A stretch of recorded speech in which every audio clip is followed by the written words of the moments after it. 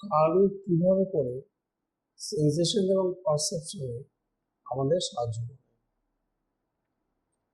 একজন মানুষ তার মুখের দিকে তাকালে পরে বাইরের যে অংশগুলো সেটা হচ্ছে কানের যে অংশ, সেই কানের অংশ সেটাকে বলে পিনা।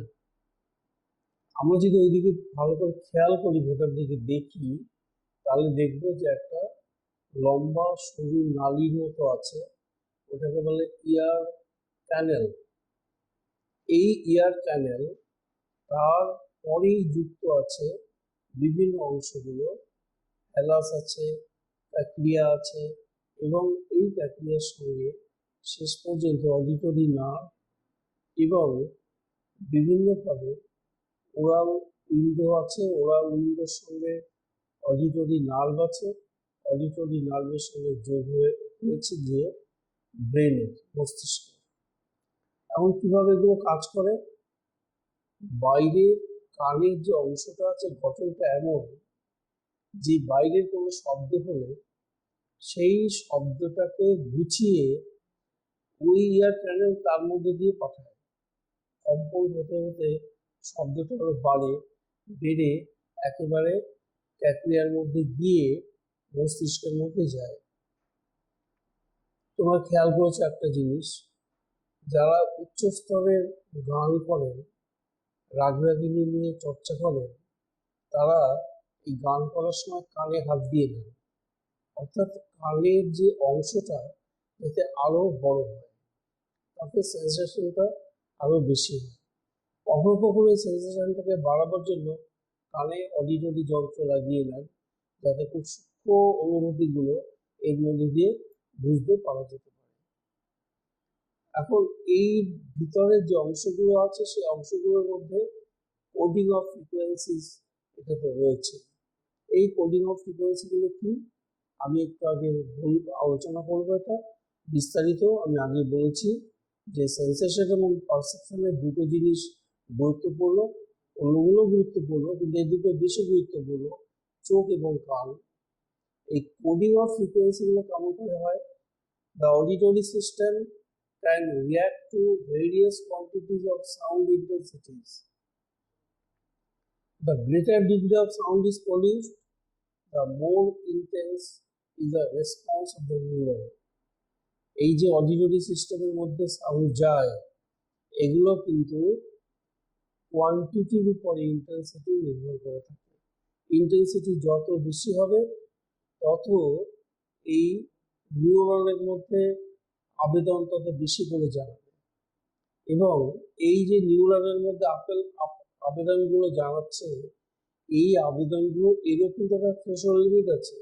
আমরা আগে বলেছিলাম যে আমরা কতটা বলে শুনতে পাই আর কতখানি বেশি পর্যন্ত আমরা শুনতে পেতে পারি। ছাত্র বন্ধুরা, তোমরা একটা জিনিস খেয়াল করেছো যে কোর্টের কতগুলো অর্ডার রয়েছে, কত জোরে শব্দ হবে, এরা মাপ আছে, এটাকে ডেসিবেল বলে। পারসেপশন খুব যদি বেশি হয়ে যায়, তখন আবার কানের যে ভেতরের যন্ত্রপাতিগুলো আছে সেগুলো ক্ষতিগ্রস্ত হতে পারে। The range of specific neuron in the auditory nerve is based on both frequency and intensity of the stimulus. The difference in frequency can be explained by place theory and volley theory. যদিও আমরা place theory বা volley theory গুলো আলোচনার মধ্যে আনবো না, কারণ এই বিএড ডিগ্রিতে এই প্লেস থিওরি বা ভলি থিওরি এগুলোর গুরুত্ব নেই। এখন এই যে ফ্রিকোয়েন্সি গুলোর কথা আমি বললাম, কম্পন কতটা হবে, এই কম্পনটা নির্ভর করবে কত জোরে শব্দ হচ্ছে, নিউরনের উপরে কত জোরে আঘাত করছে তার উপরে। কাজেই এই শব্দগুলো হওয়ার সময় কিন্তু কতগুলো জিনিসের প্রতি নজর রাখা দরকার। সামনে ছবিটা আছে, ছবিটা দেখলে পরে বোঝা যাবে যে কোনটাতে কতখানি শব্দ হতে পারে। এই যে রকেট ব্যান্ড, এগুলো আমরা 15 ফিট অব্দি যেতে পারি। ভেতরে এরোপ্লেন চললে পরে একরকম শব্দ হয়। জলের মধ্যে নায়াগ্রা ফলস, সেখানে যখন জলপ্রপাত হয় তার শব্দটা একরকম হয়। গাড়ি চললে তার শব্দটা একরকম হয়। গাড়ির গতিবেগের উপরে আবার শব্দটা আবার নির্ভর করে থাকে। এইসব বিভিন্ন ক্ষেত্রে নির্ভর করে থাকে, যার জন্য যারা প্লেনে চেপেছো তারা খেয়াল করছে নিশ্চয়ই, যিনি সব নির্দেশগুলো দেন এয়ারহোস্টেস তাকে তিনি বলে দেন কানে তুলে দেওয়ার জন্য যদি কারো দরকার হয় সে দিতেও পারে। কারণ কারোর কাছে যদি শব্দ খুব বেশি মনে হয়, তখন যদি শব্দের কানের যে বিশেষ বিশেষ অংশগুলো আছে সেগুলো ক্ষতিগ্রস্ত না হয়, তার জন্য এই ব্যবস্থাগুলো করা হয়ে থাকে।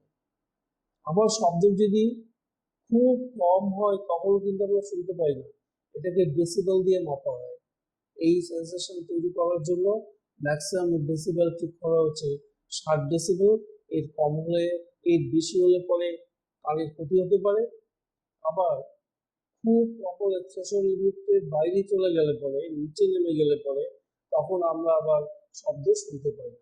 আবার কখনো কখনো কোনো কোনো মানুষ, তাদের আবার শ্রুতি স্নায়ু যেগুলো আছে, শোনার যন্ত্রপাতিগুলো বিভিন্ন কারণে বিভিন্ন সময়ে ক্ষতিগ্রস্ত হয়েছিল কিছু কারণে, তার জন্য তারা আবার আস্তে করে শব্দ হলে তারা শুনতে পায় না। এখন এই সেন্সেশন, এটা কিন্তু শুধুমাত্র চোখ এবং কান এ দুটো গুরুত্বপূর্ণ হলেও এই দুটোর উপরেই যে নির্ভর করে সবসময় তা কিন্তু নয়। চোখ এবং কান ছাড়াও আরো কতগুলো গুরুত্বপূর্ণ অংশ আছে। তার একটা গুরুত্বপূর্ণ অংশ হচ্ছে স্কিন বা চামড়াটা। এই চামড়ার কতগুলো ভাগ আছে আবার শরীরের উপরে। একেবারে শরীরের উপরের অংশে যে চামড়া থাকে তার একটা, তার কাজ একরকম। এর নিচেই উঠিয়ে দিলে পরে দেখা যাবে একটা সাদা অংশ, তার দিক আলাদা, এবং আস্তে আস্তে করে তার নিচের দিকে আছে পেশিগুলো। এই পেশিগুলো সরাসরি বিভিন্নভাবে কোনো না কোনোভাবে আমাদের পেছনে যে মেরুদণ্ড তার সঙ্গে যুক্ত, সেই মেরুদণ্ড আবার সেগুলো আবার যুক্ত হয়েছে আমাদের মস্তিষ্কের সঙ্গে। তাহলে আমরা চোখই বলো, কানই বলো, বা আমাদের উপরে চামড়াই বলো, সবকিছু আলটিমেটলি কিন্তু আমাদের মস্তিষ্কের সঙ্গে যে যুক্ত হয়, এবং সে কিন্তু সেন্সেশন জাগাতে পারলে পরে আমরা সেগুলো বুঝতে পারি, পারসিভ করতে পারি। আর সেই সেন্সেশন জাগাতে না পারলে পরে আমরা সেগুলো পারসিভ করতে পারি না, অর্থাৎ পারসেপশনের সৃষ্টি হয় না। কখনো কখনো ভুল হয়ে যায়। একটা কথা বলাই হয় রজ্জুকে সর্পভ্রম। কখনো কখনো এগুলোকে একটা দড়িকে হঠাৎ ভুল করে সাপ বলে মনে হয় পারসেপশনের জন্য। এখন এই যে উপরের স্কিন, এই কি কি কাজ করে? টাচ, এটা বুঝতে পারে। প্রেশার, চাপ হলে পরে বুঝতে পারে।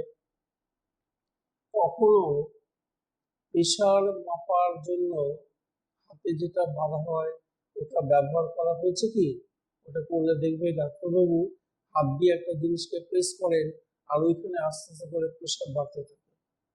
কাজে চামড়ার উপরে প্রেশার সে অনুভব করতে পারে, ঠান্ডা অনুভব করতে পারে, গরম অনুভব করতে পারে, ব্যথা বা যন্ত্রণা অনুভব করতে পারে।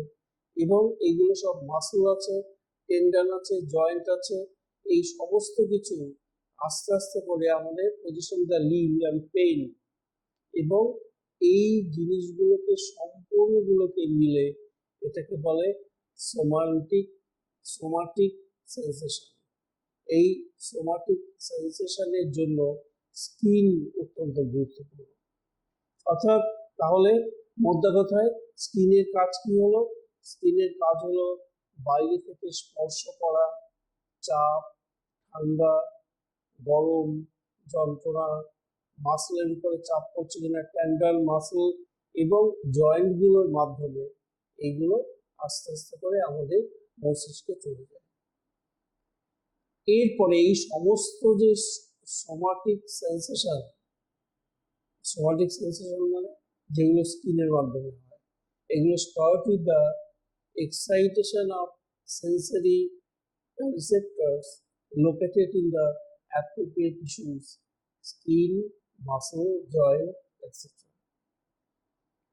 ঘুমিয়ে আছে শিশু, ঘুমিয়ে আছে মানুষ, ঘুমিয়ে আছে, তখন তার গায়ে মশা পড়েছে, সে কিন্তু মশা পড়েছে দেখতেও পাচ্ছে না, কিন্তু শরীরের গঠন তার এমন হাত দিয়ে সরাসরি ওই মশার গায়ে চলে যায়, মশাকে হয় তাড়িয়ে দেয় বা মেরে দেয়।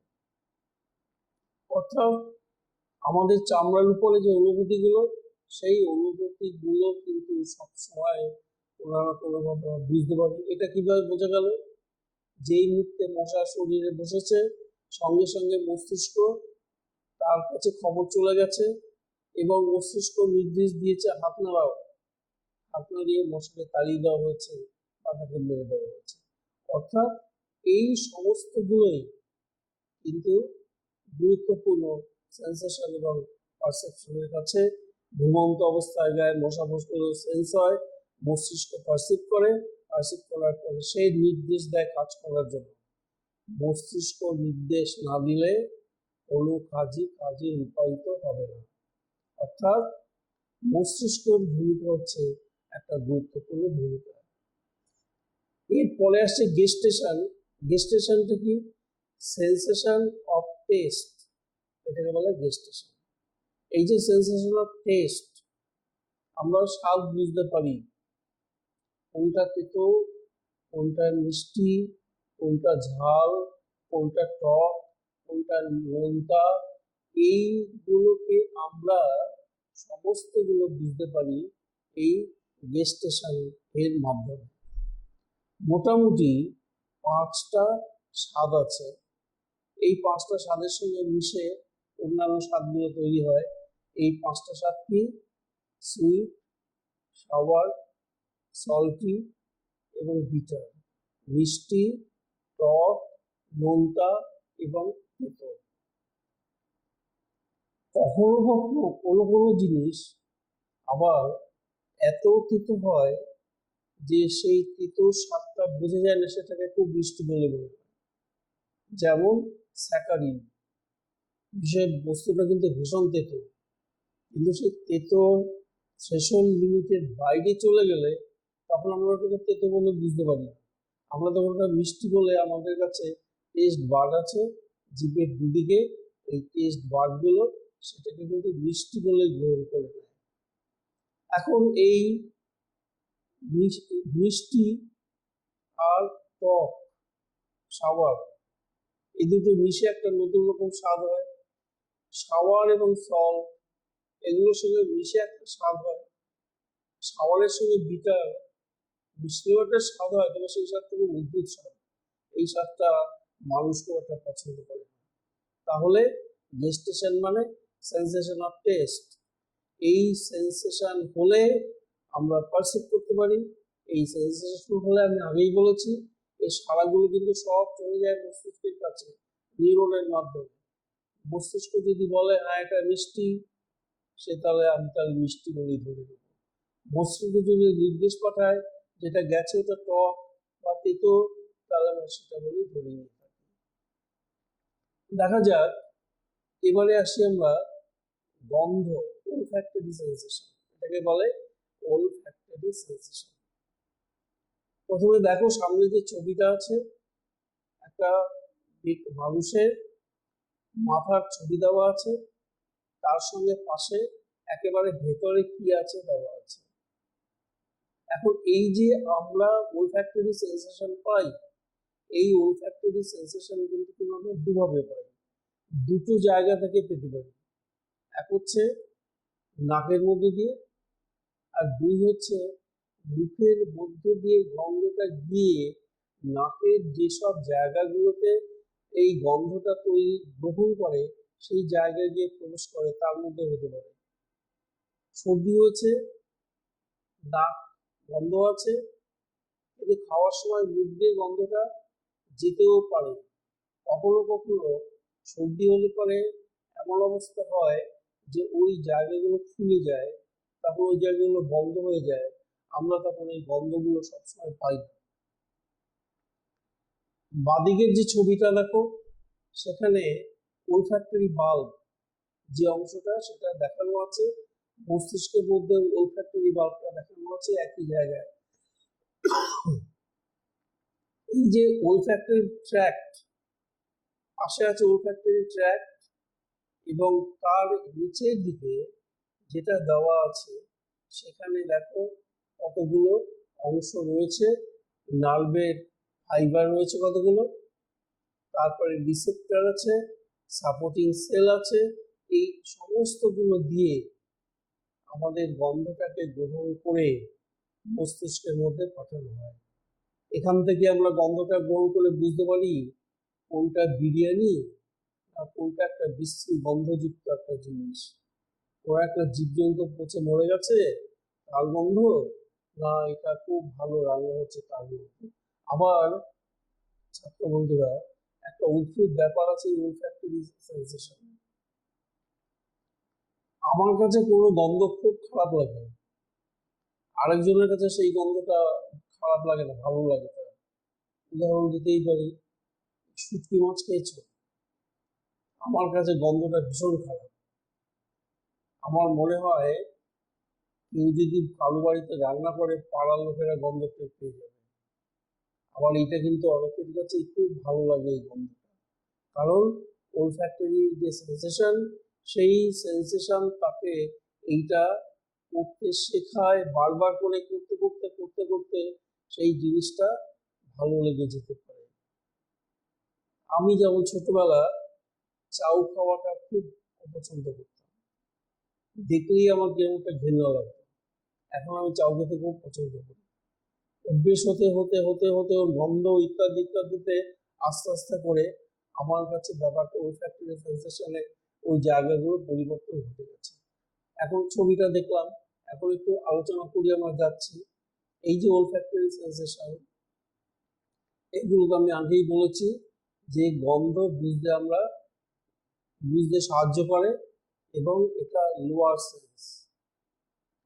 কোনো গ্যাসের গন্ধ, স্টেট অফ সেন্স, এগুলো আপার নাকের যে আপার পার্ট, সেই আপার পার্টে গন্ধগুলো যায়। আমি আগেই বলেছি যে এর অণুগুলো আমাদের নোস্ট্রিল বলে, যে নাকটা আছে, নাকের দুটো ফুটোর মধ্য দিয়ে চলে যায়, বা মুখের মধ্য দিয়ে ওরাল ক্যাভিটি, এর মধ্য দিয়ে সোজা একেবারে নাকের যেখানে গর্তটা শেষ হয়েছে, মুখের গর্তটাও সেখানে শেষ হয়েছে, ওইখানে গিয়ে যুক্ত হতে পারে। ওইখানে গিয়ে যুক্ত হলে মুখের মাধ্যমে গন্ধটাও কিন্তু ওইখানে যেতে পারে।